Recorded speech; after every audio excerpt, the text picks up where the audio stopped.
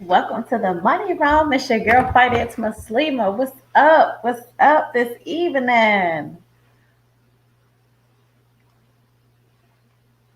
You already know the vibes. Give me 1 second because our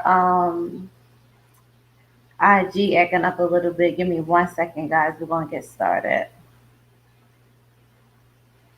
I had your lightning and all that kind of stuff. It's a lot behind the scenes, guys. It's really a lot. So everybody that's home running a business, y'all know how this thing is. It's a lot. But I'm super excited tonight. Y'all know I'm always excited.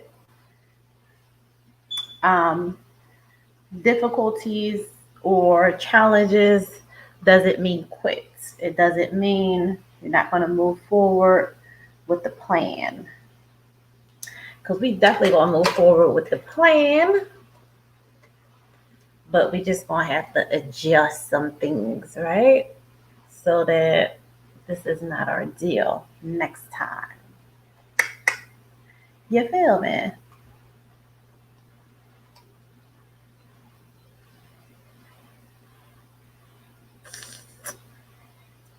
So I think I'm okay with it. It looks okay. Welcome to the Money Room. It's your girl, Finance Muslima. Y'all know the vibes. Prayers, affirmations, making an impact.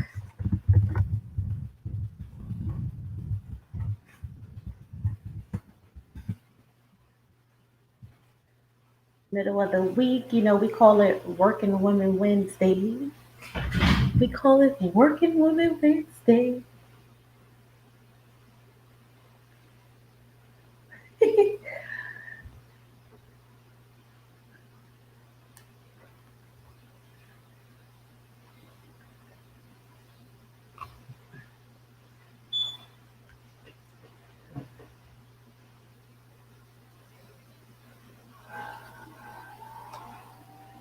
Wednesday is like, the halfway point through the week.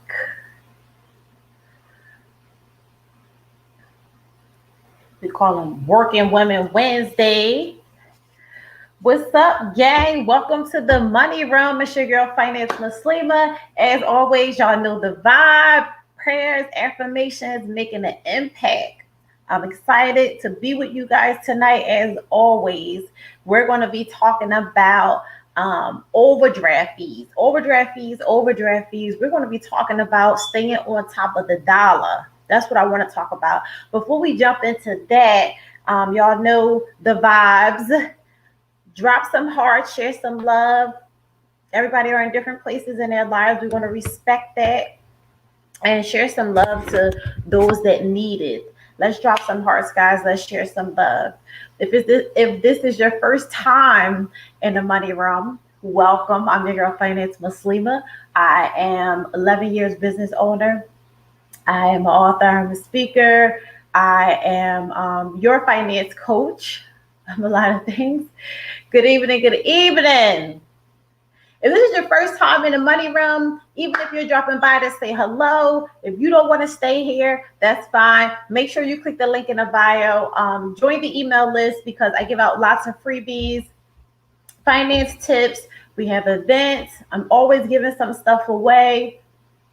Most importantly, all the financial resources that you need to get your whole money life together.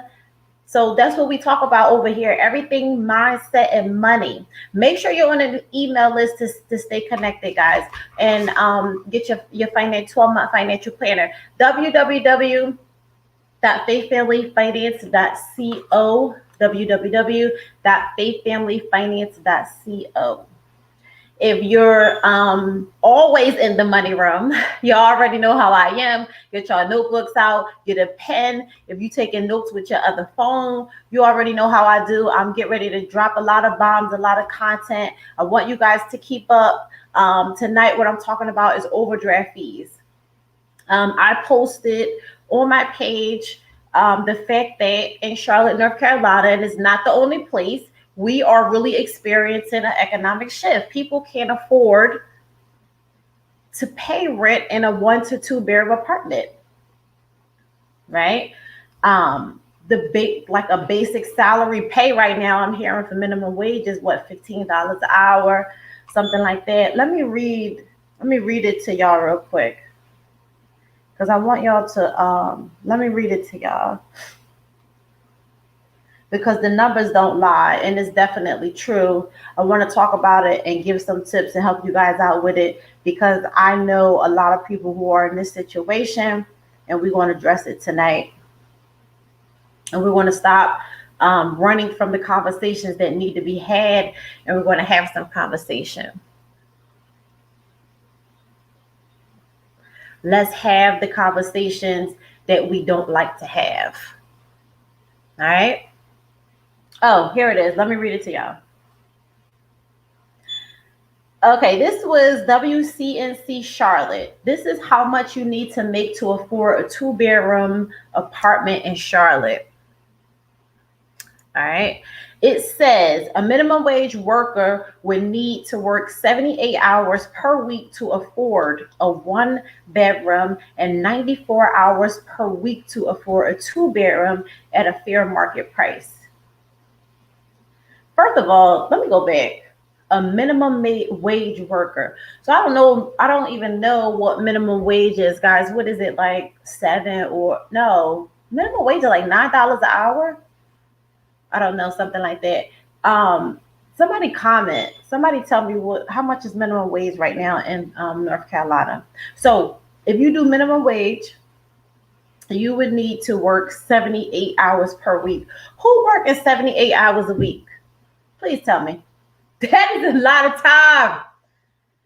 I thought it said 78 hours bi-weekly.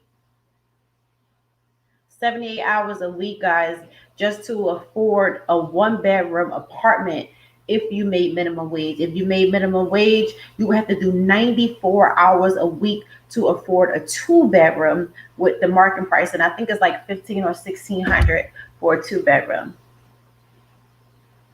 Guys, 74 hours in 1 week minimum wage to afford a 1 bedroom. 94 hours in 1 week to afford a 2 bedroom. This is only in Charlotte. This is Charlotte numbers. But the thing about it is the conversation that we need to have, and I'm going to give you guys some tricks and tips, financial stuff to help you with this, right? If this is your situation, or if you feel like, dang, I'm close to it, I don't want to get there, I need to shift some things before that be me type situation. You ain't never too good to hear things that's going to help better a situation or help you from getting to a situation, right? Ain't nobody never too better. Please don't think like that. The economic shift is global. It's all around the world, right? That's just Charlotte numbers. Now, when I go back, when I'm home in Philly and just looking around at the, the way the housing market has changed in Philadelphia, the way, it's those other people in our community now. I'm like, yo, this is not the blocks that we used to run around on and, hang out all night, sit on the steps all night, hood stuff, South Philly, right? City streets, running around, and it's coming up in the city. We was outside, like we played outside. These kids don't know nothing about outside, right? But nevertheless, home is different for me. Here in Charlotte, I can imagine how different it is for the people that were like born and raised here, how they seen it shift, right? I can only say the shift that I've seen since 2013. The bottom line is it's the economic shift going on globally. COVID may be coming back. What if they shut us down and mass mandate again? How are you going to make money? Is your job secure? What if you get laid off again, or if you got laid off when COVID hit and you just started a new job? And what if something happens to that? The job is, listen, we don't have no control over the job. The fact of the matter is, why I was saying it is because we need to have some control over our income, some type of control. People will say, oh, running a business, is not that much. But listen, running a business or having a side hustle or something like that, you have more control over that you have more control over that than you do in the workspace. You want to know why? Because um, having a side hustle or doing something after work, whether you selling makeup, whether you selling sneakers, whether you selling clothes, whether you offering services that you know how to do, you can get on your grind and get clients, get customers all day long. You have 24 hours. It don't have to stop in 8 hours. That's a work mentality situation, which is fine. That's how it goes down in the workspace: 8 hours, 10 hours, 12-hour shifts. When you're solely in control, it don't have to be 8 hours. Now we're talking about the housing situation. Some people think that 15, $1,600 a month is expensive. For some people, $1,500 a month is not expensive. Some people do make $1,500 in a day. If those people chose to live in a place for $1,500 a month, and they can make $1,500 a day, literally $1,500, 1,500 times 30, you do the math. So that's when it separates. It's a game changer, right? That's not even your tax bracket. That's a whole nother conversation. The economic shift is happening globally. So what I wanted to do tonight was give you guys some tips on how to avoid overdraft fees, how to stop swiping your cards as much. Stay on top of your finances. Stay in control of your finances. Stop being afraid to look at your bank statements and see what's going on. You need to know what's going on in order to stay in control. It's a hard thing to do, especially when you don't have as much as you may want to have, or you live in check to check right now, or maybe you just not spending as much as you usually would because maybe you're saving to go to buy a house, you're saving to invest in a property, you're saving to do whatever, dump more in your side hustle, whatever the case may be, and you're just not spending as much. So it may not be a good time for you, and sometimes we just don't want to talk about everything that we have going on, but we have to be real with ourselves and keep looking at our numbers and know our numbers.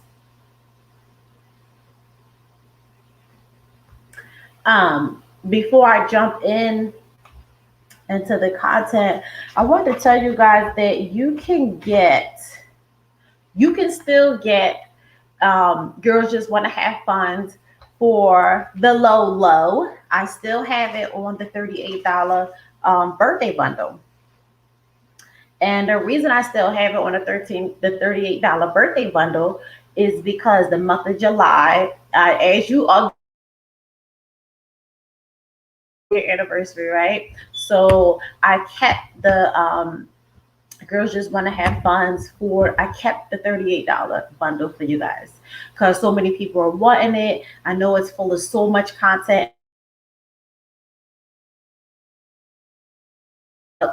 but people were still asking me about it and DMing me, how could they get it? Some people were thinking it was a physical product. They were purchasing it like, oh, I didn't get my stuff in the mail. I'm like, it's a digital product. So all my products, only physical product I have is the Mindset and Money Game Planner. Anything you purchase off my website is going to be automatically emailed to you as soon as you purchase. So as soon as you purchase, your product is going to come automatically to your email. So it may go to spam sometimes, but just always check your email. It's going to come right back to you.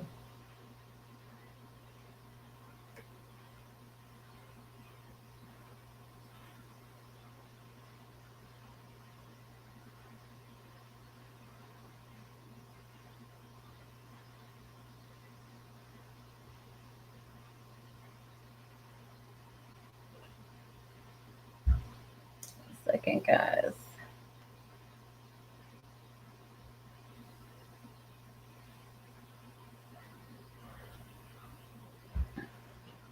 All right. So let's see.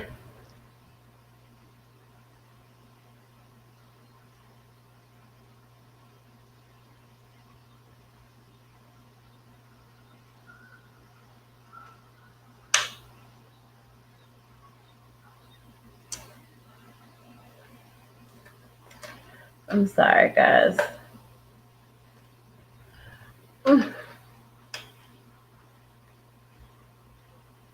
All right. So when you purchase the Girls Just Want to Have Funds, it is a digital product. It will be automatically emailed back to you.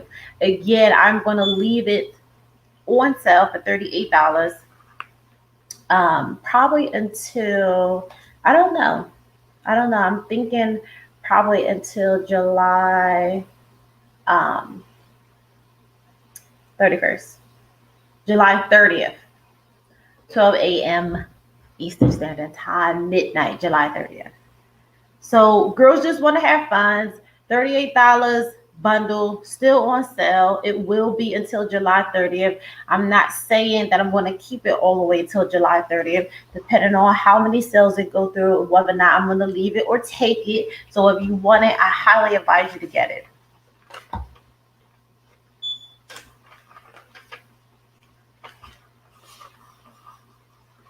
You don't want to be a part of what's going on and not be able to afford housing or none of those things. So when I say overdraft fees, I want you guys to write down some type of plan, your budget, something to stick to so that you can stop swiping your cards so much. Because this is the thing, and the reason that I'm zooming in and focusing on this, right? I had a bad 2015. I hit rock bottom. I tell you this all the time, right? I had a bad habit. Swipe, swipe, swipe, swipe, swipe, swipe, swipe, swipe, swipe. Right? We all do it, and it's a lot of times you be thinking you have this huge amount of money, and you really don't because you know how much income you're working with. You may have $5,000 in your account. You got to pay rent, all your bills, all this stuff, car payment, insurance, buy groceries, all this stuff. And then you have about 5 or 6 things on autopilot that may equal up to $2,000 or $1,500. And you're not double back and checking. And all it's doing is adding up, adding up, adding up. Then you didn't went away for the weekend. You just spent another $300-400. Like, and you just swiping, ordering stuff off your card. Every store, swiping, swiping, swiping. You lose control of how much money you have in your account. When you're swiping a Visa debit card, you're spending money, your own personal money that you have in your bank account. When you're swiping a credit card, you're spending the money that you have access to. How much is your credit limit? Is your credit limit $300, $500? $3,000, $5,000? Is your credit limit $10,000 or $20,000? You need to know the numbers. And then if it's a credit card, you don't even need to be swiping it for all of that miscellaneous things. My whole thing is I only use credit cards to double up on stuff that's going to make me more money. That's just the bottom line, if need be, right? So Visa debit cards, keep in mind you're swiping a debit, you're spending money you have in your account. Do you know how much money you have in your account while you're out doing all this swiping? Why aren't you going back checking it? Why are you afraid to look at your bank statement? You have to look at your bank statement. Otherwise, you're going to be what I was doing, digging myself in a hole, constantly digging myself in a hole. Because I was afraid to go back and look at the numbers. Oh, I'm gonna make some more money. I got this locked up this weekend. I'm gonna do this. I got some sales over here. I'm gonna make some more money. Meanwhile, you saying that, but there's nothing going in your account. And meanwhile, you keep swiping. Guys, y'all know I'm real. I like to be raw. I love to be transparent because I know I'm secure in who I am, and I'm comfortable about my situation and my story. And I don't like to downplay anybody, but I love to be upfront because these are the things that people do all day, every day, and we don't even know that we're doing them because it then became a habit. I didn't even realize a lot of crazy stuff like how I was living, but it becomes a habit, and it all boils down to who taught you these things. The things that you started doing and was messing up in the beginning years ago, your early 20s, all that kind of stuff. Who even taught you how to do that? Did you teach yourself how to do that? Okay, it was a lot of trial and error, whatever the case may be. Nobody taught you. It may have been just a learning process or whatever. But okay, now we're at another learning curve. So you have to get better. Swipe, swipe, swipe, swipe. Visa debit cards, you're spending money that you have in your account. You cannot be afraid to look at your bank statements and know what your situation is while you're swiping away. What my suggestion is to you, cut back on spending. Evaluate and review your bank statements. All right. What are you buying? When you go through your bank statements, you will be able to see your bank statements will tell you your life. Whether you've been to Chick-fil-A 20 times this month, whether you order off Amazon every weekend, 2, 3 times a week, sometimes people order off Amazon. Impulsive spending, they call it. Nothing else to do, you bored or whatever the case may be. Or you think you bored because you got something to do besides spend money that you don't have, I'm sure. When you figure out what's on your bank statement, scroll through it and see where are you at the most. Do I keep getting $20 worth of gas every 2 or 3 days?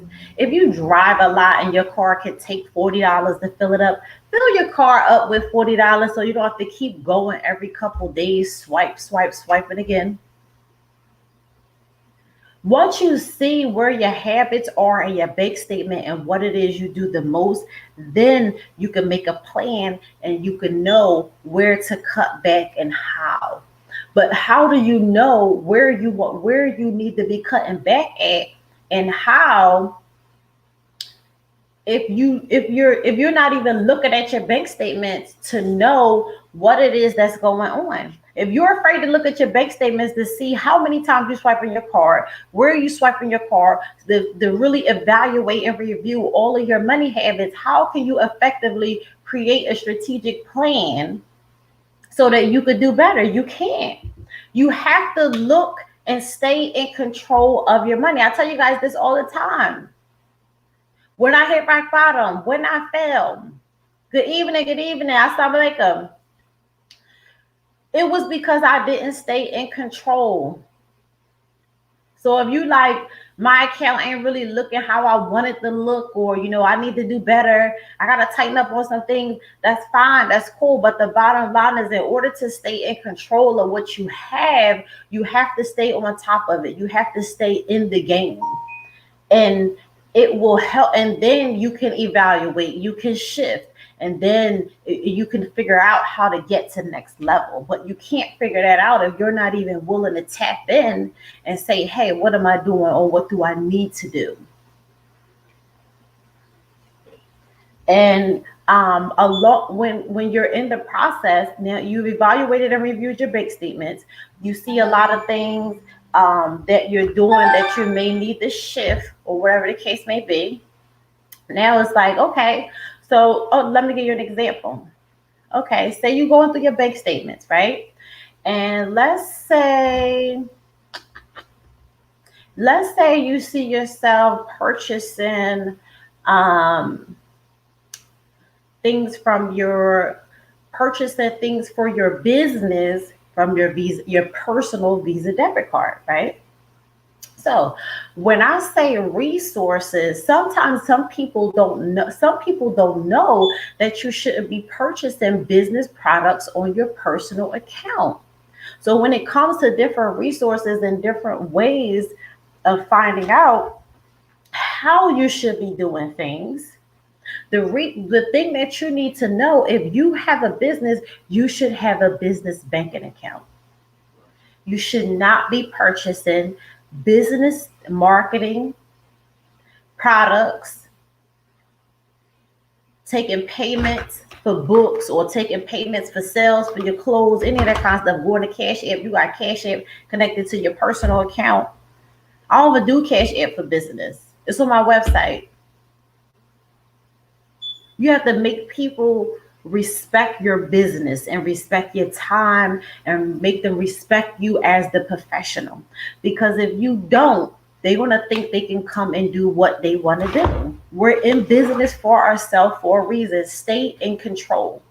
So, no, one, for an example, if that is your situation, your personal account is always in the negative or is always down to zero until you deposit something. If the case is because you're doing business with your personal account, then I would suggest that you go open a business banking account.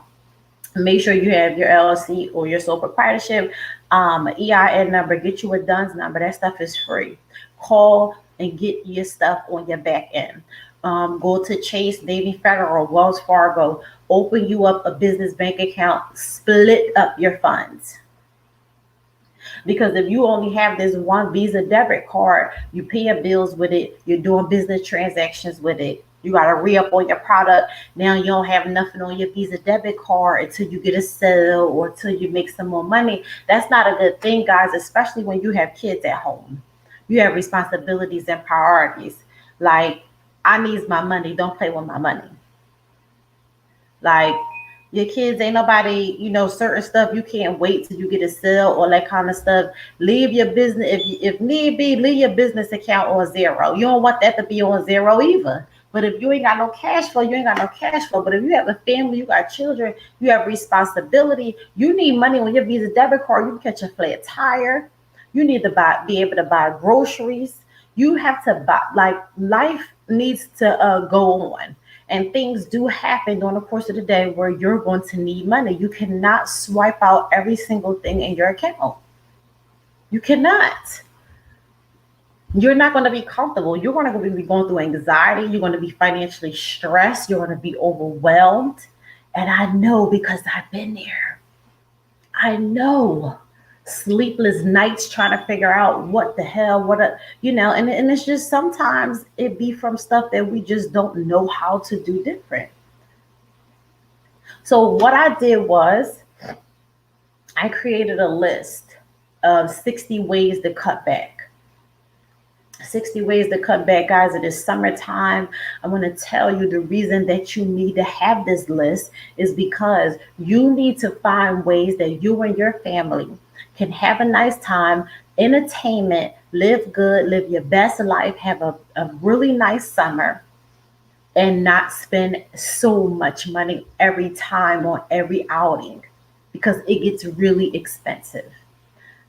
You need to have 60 ways to cut back. It's on my website, www.faithfamilyfinance.co, www.faithfamilyfinance.co. Listen, you need to have 60 ways to cut back. Why you need to go download it right now? First and foremost, for one, because it's free.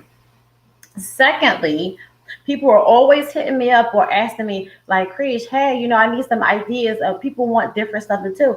Everybody can't afford to travel right now. People are like, we gold chasing, people buying buildings, investing, vending machines. We put money in the stock market. We doubling up on our life insurance policy, building wealth for our children. People have a lot of longevity goals that we just don't operate the way other people operate. So, when your mind is different, you'll take a little bit of a, make it work right now situation, or let's do what it do while I'm busting this big move over here. Because in 5-6 months or a year or whatever the case may be, however you looking at it, but you need to have 60 ways to cut back. Go to the website, download it, keep it in your laptop, and go through it and find something to do so you guys can save some money. So come back and tell me how much money you were able to save, how much of fun experience you and your family had. I would love to know. because I have some really dope, cool, different things on there. And another thing I want you guys to learn to do is be a little bit more open minded, guys. It'll take you a long way. Be a little bit more open minded. If this information has helped you tonight, as always, y'all know I love say refer your auntie, your cousin, your business bestie, your sister, your mother-in-law. Refer them to the money room so that they can get some help. We're looking to expand and help more the community. So I need you guys to help me help more people. Go to the website and download 60 Ways to Cut Back. Share it with somebody else. www.faithfamilyfinance.co www.faithfamilyfinance.co